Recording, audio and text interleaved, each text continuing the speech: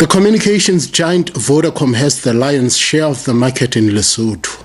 With more than 85% occupation, the regulator feels the network operator has shown perpetual disregard and lack of urgency when it comes to compliance.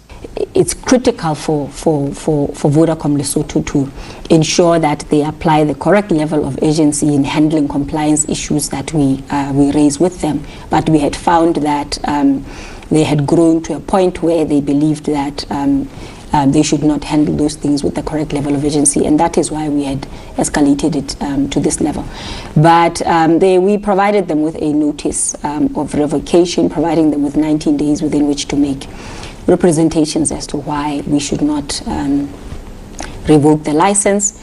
The rationale behind that is to say, let's come to the table, let's ensure that we get our compliance issues in order, so that we do not find ourselves 5 years, 2 years, 10 years down the line lamenting about indicia that we could see was a pattern of behavior that could have led to disaster, but the authority kept quiet and did not do anything. Lesotho Communications Authority says it had raised several issues with Vodacom, but it had showed a lack of urgency in addressing grave compliance matters. We would find that we would pay for internet to be taken to schools, and there are times when they do not necessarily comply, when you need to ensure that when we're handling public monies, they comply. And you will find that there are times when we issue tariffs and you find that they're not necessarily complying. We need to come to the party and say, these are things that you need to ensure you curb because of the nature of the service that they provide.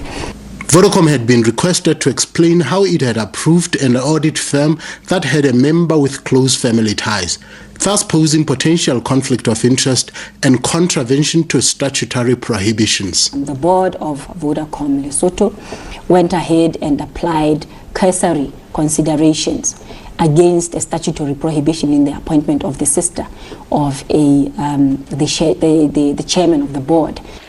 LCA director says unless issues of compliance are adequately resolved, this could set a precedence of impunity which may jeopardize the financial integrity of the state.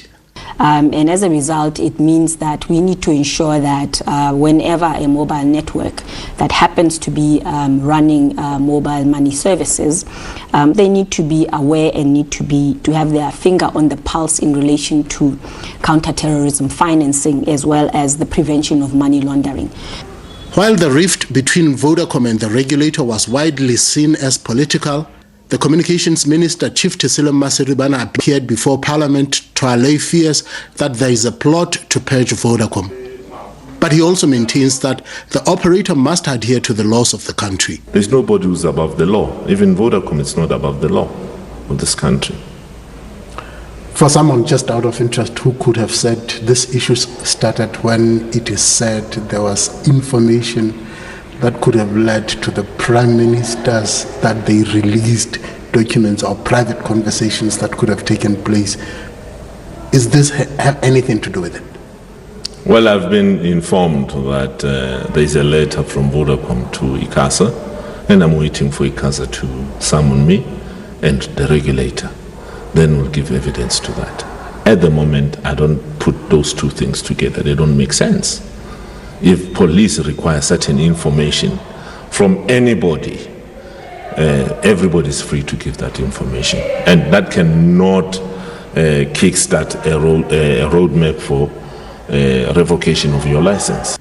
Meanwhile, Vodacom Lesotho has declined an on-camera interview, citing that some of the issues are sub judice, while some are merely internal and administrational matters that cannot be dealt within public space.